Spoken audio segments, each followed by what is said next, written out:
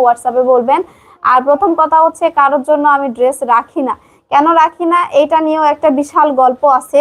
আমি যখন প্রথম প্রথম ব্যবসা শুরু করলাম, শুরু করার পরে আমি দুইজন, তাও দুইজন আমার বলতে কষ্ট হয়, তারা দুজনই ছিল প্রবাসী আপু ছিল। তারা দুইজন, একজন ছিল হচ্ছে তোমার সৌদির প্রবাসী আপু, আর একজন ছিল হচ্ছে কাতার, কাতার না, কাতার প্রবাসী। তো আমার সাথে কি হয়েছে আমি ঘটনাটা খুলে বলি।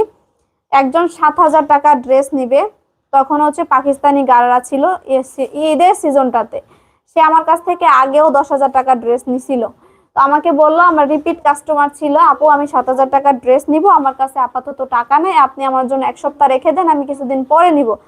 ভাই আমি 1 সপ্তাহ না, আমি তার জন্য 1 সপ্তাহ করতে করতে করতে করতে প্রায় 2 মাস ওয়েট করছি।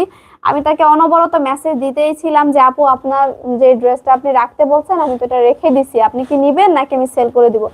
তো সবসময় বলতো আপু রাখেন, আমার টাকা ম্যানেজ হয় নাই, আমি হইলে নিয়ে নিব, আর আর 2টা দিন রাখেন, আর 1 সপ্তাহ রাখেন। এরকম করতে করতে অনেক দিন আমাকে ভোগাইছে।